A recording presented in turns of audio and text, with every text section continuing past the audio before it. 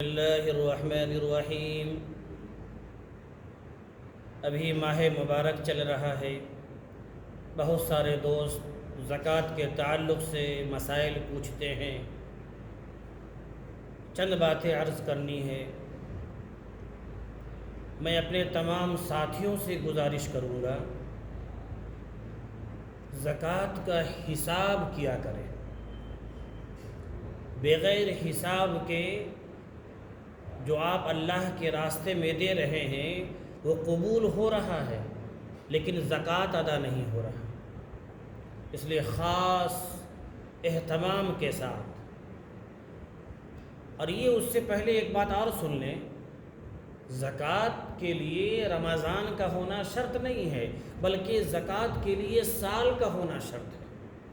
لیکن یہ ماہ مبارک ہے، 1 کا 70 ہے، پھر اسی مہینے میں غربا اور مدارس والے تشریف لاتے ہیں، اسی لیے ایک موقع ہوتا ہے۔ تو اگر رمضان سے اور رمضان یہ سال بنا لیں، اور جب سال بنا لیں گے تو حساب کیا کریں۔ بغیر حساب کے آپ نکالیں، وہ اللہ کے راستے میں جائے گا، وہ نیکی کے کھاتے میں جائے گا، لیکن زکوٰۃ ادا نہیں ہوگا۔ اور زکوٰۃ ادا نہیں ہوگا تو دیکھیے کیا حدیث ہے مسلم شریف کی۔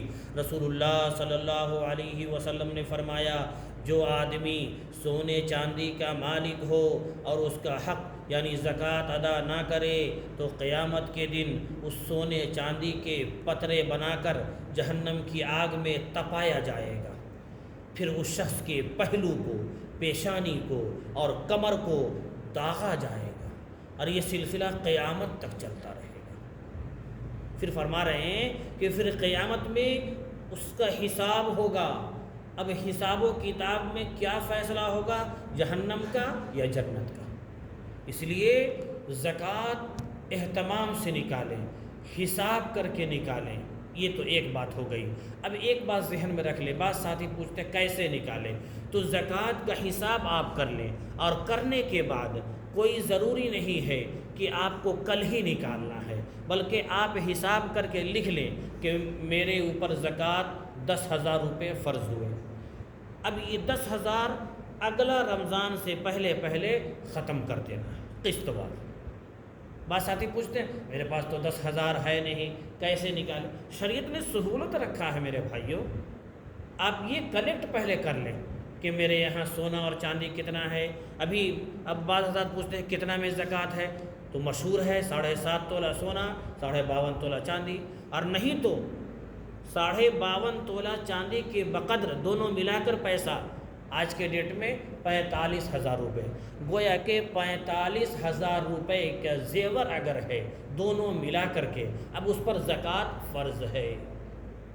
اب 45,000 یعنی 50,000 کا 1,250 روپے، اب 1,250 روپے لکھ لیں۔ اب جب جیسی صلاحیت ہو نکالتا چلا جائے، رمضان میں نکالیں گے آپ کو نفع ملے گا، لیکن یہ نہیں ہے کہ فوراً نکالنا ہے، اس لیے لوگ الجھن میں پڑ جاتے ہیں۔ نہیں، پہلے اطمینان سے آپ حساب کر لیجئے، اس کا فائدہ وہ حدیث جو میں نے سنایا اس سے آپ بچ جائیں گے۔ پھر زکوٰۃ کیا ہے؟ یعنی سمجھیے کہ جیسے فطرہ، روزہ کے جو آپ رکھتے ہیں اس کے درمیان جو الفاظ استعمال کر دیے یا کوئی روزہ کے اندر نیکی میں کمی ہو گئی تو فطرہ اس کی تلافی کرتا ہے، فطرہ اس کو پورا کرتا ہے، یعنی روزہ کا پورا ثواب پہنچاتا ہے۔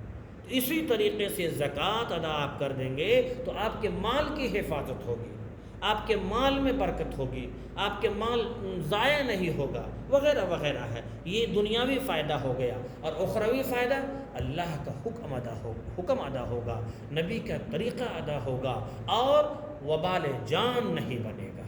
اس لیے زکوٰۃ نکالنا ہے، حساب کر کے نکالنا ہے، اور فوراً نکالنا ضروری نہیں ہے، بلکہ حساب کرنے کے بعد جب آپ کے پاس پیسے ہوں، اگلا سال رمضان آنے سے پہلے آپ اس کو ختم کر دیں۔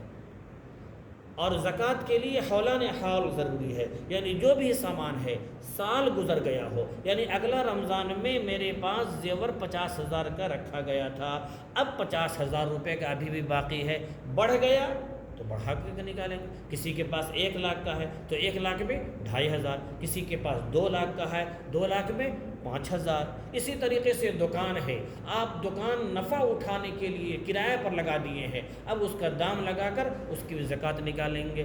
گاڑی ہے جو گھر میں مصرف کے لیے ہے، اس پر زکوٰۃ نہیں ہے.